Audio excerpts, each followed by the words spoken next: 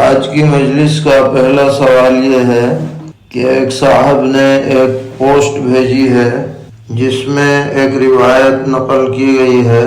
کہ سیدنا حضرت امیر معاویہ رضی اللہ عنہ روایت کرتے ہیں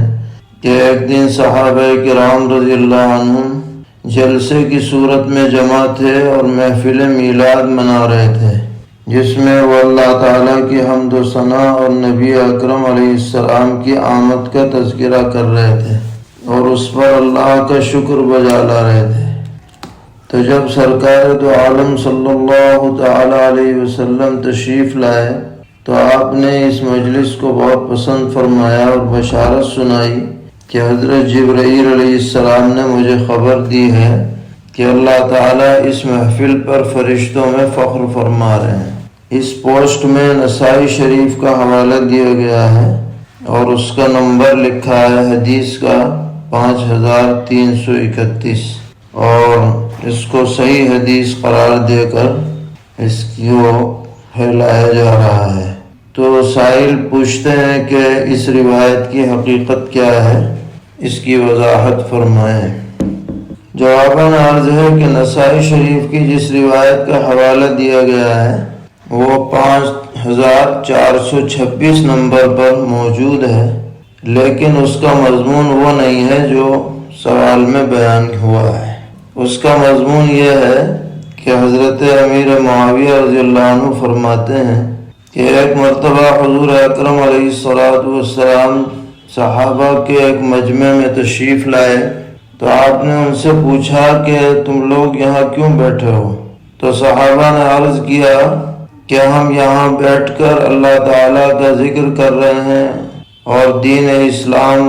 کی توفیق پر اس کا شکر بجا لا رہے ہیں، اور اللہ تعالیٰ نے آپ جیسا رسول ہم پر عطا کیا، ہم پر احسان فرمایا، اس کا تذکرہ کر رہے ہیں۔ تو نبی اکرم علیہ السلام نے پوچھا کہ اچھا تم قسم کھا کے کہہ سکتے ہو کہ صرف اسی مقصد سے یہاں بیٹھے تھے؟ تو سب نے قسم کھائی کہ ہاں بالکل۔ پھر پیغمبر علیہ السلام نے فرمایا کہ میں کسی تہمت کی وجہ سے تم سے قسم نہیں لے رہا، بلکہ اصل بات یہ ہے کہ حضرت جبرائیل علیہ السلام تشریف لائے تھے اور انہوں نے مجھے خبر دی ہے کہ اللہ تعالیٰ تمہارے ذریعے سے فرشتوں پر فخر فرما رہے ہیں۔ یہ روایت کچھ قدرے الفاظ کی تبدیلی کے ساتھ مسلم شریف میں بھی ہے اور ترمذی شریف میں بھی ہے، لیکن اس میں کہیں بھی محفل میلاد کا کوئی ذکر نہیں ہے۔ جس شخص نے بھی اس روایت میں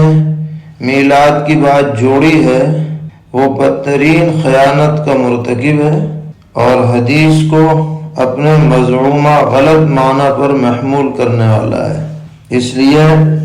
اس طرح کی باتیں ہرگز نہ پھیلائی جائے اور اس کی تردید کی جائے۔ حدیث کا مضمون بالکل الگ ہے اور اس کو زبردستی اپنی مروجہ میلاد کی محفلوں پر فٹ کرنے کی ناکام کوشش کی گئی ہے، اس کی ہرگز تائید نہیں کی جا سکتی۔ سوال کر رہے ہیں کہ ربیع الاول کے مہینے میں جھنڈے وغیرہ کے کاروبار کا کیا حکم ہے؟ جواباً عرض ہے کہ یہ جھنڈے وغیرہ لگانا یہ اسلام کی تعلیم نہیں ہے اور یہ اہل بدعت کی علامت اور شعار بن چکا ہے۔ اس لیے جھنڈے کی خرید و فروخت میں کچھ نہ کچھ کراہت ضرور ہوگی، لیکن چونکہ جھنڈا کاغذ کا بنتا ہے اور اس کا جو میٹیریل ہوتا ہے وہ بھی اپنے اندر قیمت رکھتا ہے، اس لیے آمدنی کو حرام نہیں کہا جائے گا، پھر بھی بچنا بہتر ہے۔ سوال ہے کہ آج کل بہت سے حفاظ کرام رمضان کے علاوہ تلاوت کا سلسلہ جاری نہیں رکھتے، جس کی بنا پر بعد میں وہ قرآن کریم بھول جاتے ہیں۔ حالانکہ ہم نے ایک حدیث پڑھی ہے کہ حافظ قرآن اگر حفظ کے بعد قرآن بھول جائے تو قیامت کے دن اللہ تعالیٰ اسے کوڑھی کی شکل میں اٹھائیں گے۔ تو کیا یہ بات صحیح ہے؟ جواباً عرض ہے کہ یہ روایت ابو داؤد شریف اور سنن دارمی میں ایک ضعیف سند سے منقول ہے، اور اس کا اولین مصداق وہ شخص ہے جو قرآن پڑھنے کے بعد اس کو دیکھ کر کے بھی پڑھنے کی صلاحیت نہ رکھے، لیکن جو حافظ قرآن حفظ کے بعد اپنی غفلت کی وجہ سے قرآن بالکل بھول جائے وہ بھی اس وعید میں داخل ہوگا۔ اس لیے حفاظ کرام کو چاہیے کہ وہ قرآن کریم کا